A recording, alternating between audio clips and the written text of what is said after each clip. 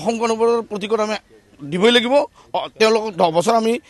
এৰি দিছো আৰু এইবাৰ আমাক এৰি দিব লাগিব তেওঁলোকে আমাৰ লাষ্ট সিদ্ধান্ত এটাই যে আমাক নলবাৰী সমষ্টিটো যিকোনো প্ৰকাৰে আমাক এবাৰ হাতীৰ প্ৰতিকত লাগিবই এটা আমাৰ শেষ সিদ্ধান্ত আৰু লাষ্ট সিদ্ধান্ত অগপত বাঢ়িছে ক্ষোভৰ অগনি মাজুলীৰ পিছত এইবাৰ নলবাৰী অগপই এৰি নিদিয়ে নলবাৰীও ২৬ৰ নিৰ্বাচনৰ বাবে ঘোষণা কৰিলে প্ৰাৰ্থীৰ নাম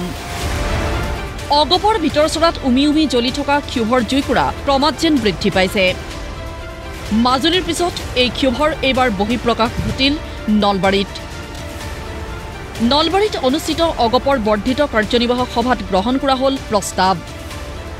এইবাৰ কোনো কাৰণতে অগপই মিত্ৰদল বিজেপিক এৰি নিদিয়ে নলবাৰী সমষ্টি অগপৰ ভাতৃ সংগঠন অসম যুৱ পৰিষদ কৃষক পৰিষদ ধৰ্মীয় সংখ্যালঘু পৰিষদ সকলোৰে স্পষ্ট মত আগন্তুক বিধানসভা নিৰ্বাচনত নলবাৰীত অগপৰেই হ'ব লাগিব প্ৰাৰ্থী অহা 26ত আমি প্ৰাৰ্থী বিচাৰিম আৰু আমাৰ প্ৰাৰ্থী লাগিব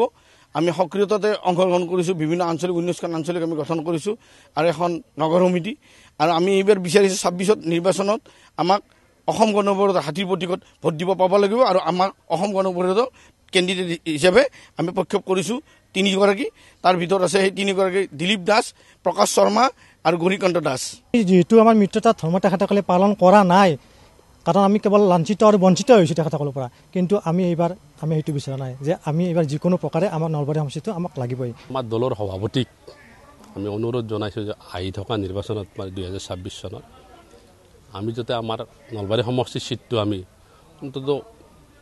মিত্ৰতাত নাপালে আমি বন্ধুত্বমূলক হ'লেও আমাক লাগিব বন্ধুত্বমূলক নাপালে আমি নিজাববীয়াকৈ খেলাম মানে এইটো আমাৰ এটা সিদ্ধান্ত ইতিমধ্যে মিটিঙত আমাৰ প্ৰস্তাৱ লোৱা হৈ গৈছে 100% আমাৰ প্ৰাৰ্থী থাকিবই হৈ নিজাববীয়া মিত্ৰতা বন্ধুত্বমূলক যিকোনো প্ৰকাৰে তানে আমাৰ প্ৰাৰ্থী থাকিব 26ত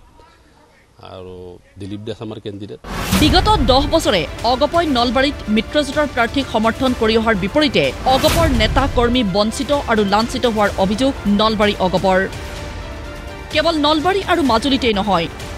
সমগ্ৰ অসমতেই এতিয়া অগপৰ তৃণমূল কৰ্মী উপেক্ষিত বঞ্চিত হোৱাৰ অভিযোগ অগপৰ কেন্দ্ৰীয় সম্পাদক তথা নলবাৰীত অগপৰ প্ৰক্ষেপিত প্ৰাৰ্থীৰূপে উচ্চাৰিত দিলীপ কুমাৰ দাসৰ ৰাইজৰ উৰ্ধত কোনো নহয় ৰাইজে যদি বিচাৰে নিশ্চয়কৈ মই প্ৰাৰ্থী হ'বলৈ মই